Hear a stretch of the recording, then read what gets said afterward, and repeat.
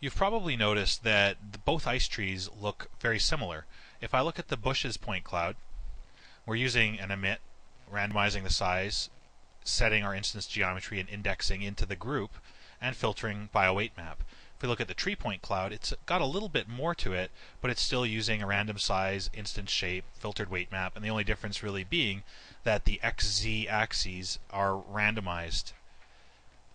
If you start realizing that certain trees are doing certain things that you repeat over and over, it's a good idea to start building compounds. Now, a lot of these compounds are already in use, and a compound is simply just a package of nodes or compounds that are related to one another.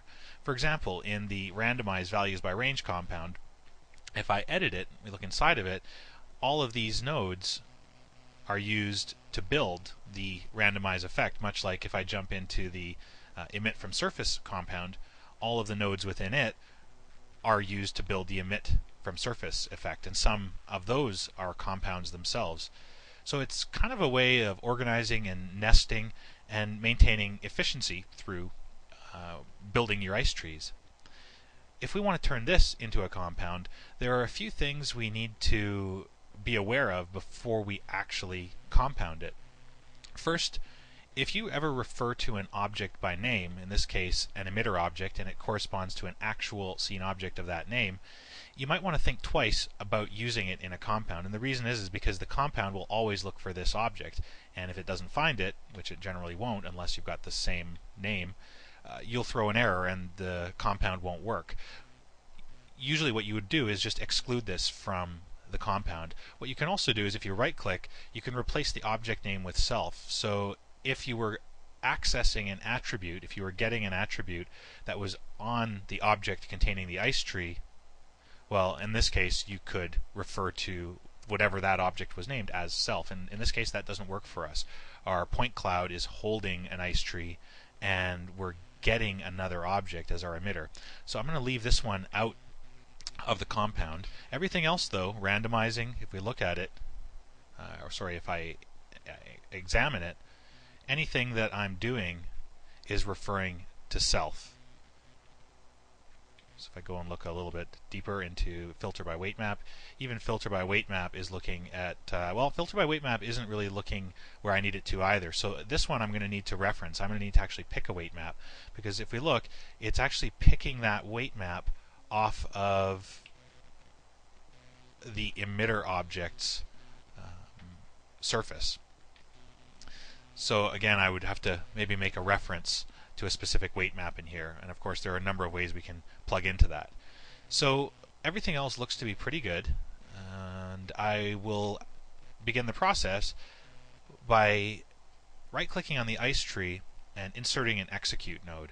The reason I'm going to do this here is, if I don't, when I create a compound, I'll actually have two outputs. I'll have an output from this emit port and an output from the execute port, and I'll have to be responsible for plugging both of them in each and every time. If I could terminate them to an in-between node and have a single out, it would make the process of hooking the compound a little simpler.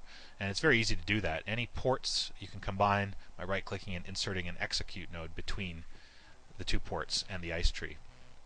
So now we have an execute port, and an execute port is essentially like an ice port. You can use it to gather related execute type functions before passing them in, later on down the stream of the ice tree. So now that we have our execute port, I can begin to make the compound. I'll grab all of the objects that I want to be stored in the compound, and then right-click on any of the selected objects and create a compound. So notice that the dangling object, the emitter object, has now been connected to an emitter input on the compound node. So any objects that were inputs to any of the nodes inside of the compound will now be accessible as input connections on the compound itself. And of course our execute output is now executing into the ice tree, so we've got a nice compact node. I'm going to want to change this a little bit, so if I examine the compound by clicking on the letter E, I'll give the compound some sort of a name, so I'll call this something like high frequency set detail.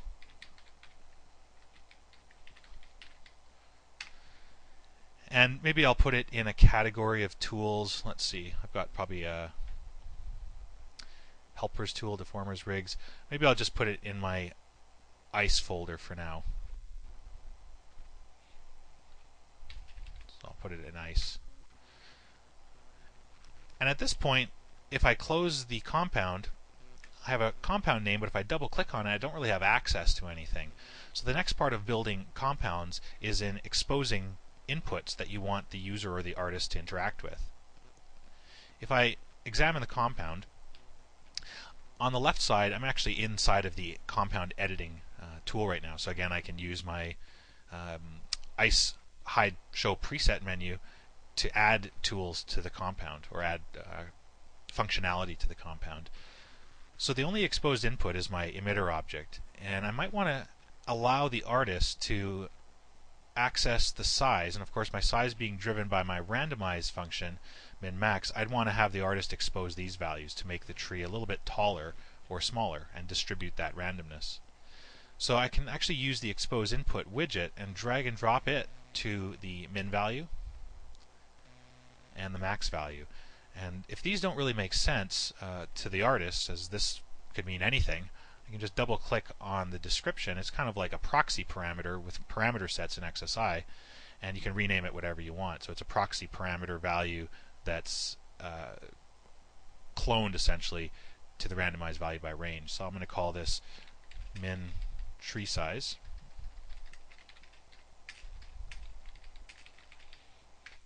And max tree size.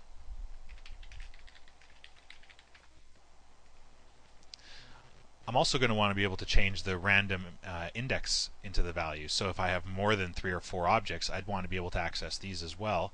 So I'll access the min value, max value there. So we'll call this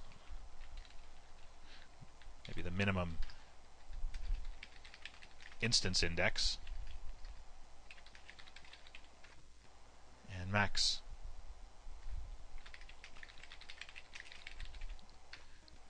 instance index, max. That works, eh? There we go. If I keep going, again, same thing with the min and max in X and Z. And again, I could just be saying min value X, max value Z.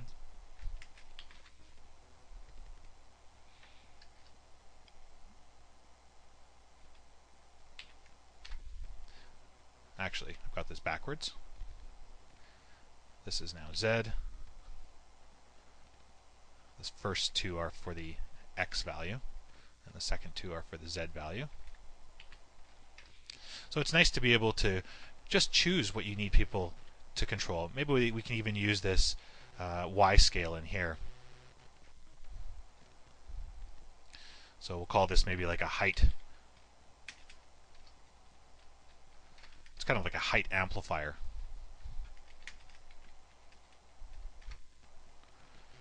Okay, so that's looking pretty good. As far as the weight map goes, again, we would need to be able to pick the weight map, and we'd also be able to want to choose our reference as well.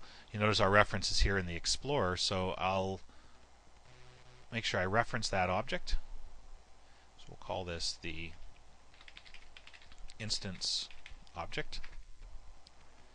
And I'll also reference the filter by weight map, so I can actually choose which weight map I want to use. Call that weight map.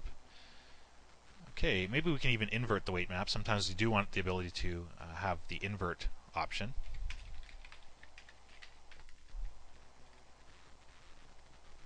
And everything now looks pretty good. In the case of the instance shape, remember that the option with instance shape allows us to work with an object or an object and its children. Well, in this case we're only using one object, a single node, but you may find yourself using branches and even instances of character rigs. So I'll also access the hierarchy mode as well. So unfortunately, the instance object reference and the hierarchy mode reference here aren't really together. So you can actually move these values up and down to kind of nest under one another in a more logical way if you want to. I'll just move up twice just by right-clicking on the attribute you want and then just kind of arranging it. Okay, that looks good. Maybe a couple other things we could access in here. We don't really need speed. we would want the rate, so the amount of particles we're emitting. And in this case, we don't really need to control whether it's number of particles per second or total number of particles, because we're just doing a static emission. So that's the nice thing. We've already set this in here. Everything else looks pretty good. We might want the align to surface normal, the option if we have a rounded surface. Maybe we're doing an abstract version of the Earth, so I could also access that. So align to surface normal. Okay, so we'll call that number of instances.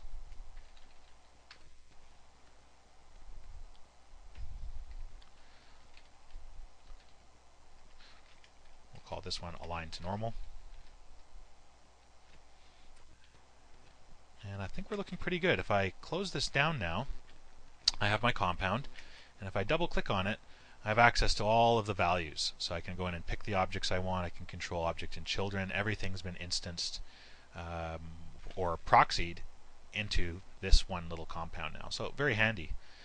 To finish this off, I would export this compound. So I can right click now, and when I'm ready to export, I'll go into compound properties. I'll set up the author, so me, and give the item a description. So this is a simple instance generator intended for high frequency set detail. This is version 1.0, and I'll be increasing the version number, and this is the one great thing about ICE, is the ability to actually increment a compound yet maintain its consistency through a pipeline as you increment through versions and point versions. I'll press OK, and I'm going to export this to my ICE folder by exporting the compound. It takes the name of my compound, and you can see now that I have a preset that I can drag in and use at any time. So that's an overview of creating compounds. There's obviously a lot more that you can do with this, but at the moment this is something to chew on, and we'll cover some of the other uses of compounds as we move through the ICE tutorial series.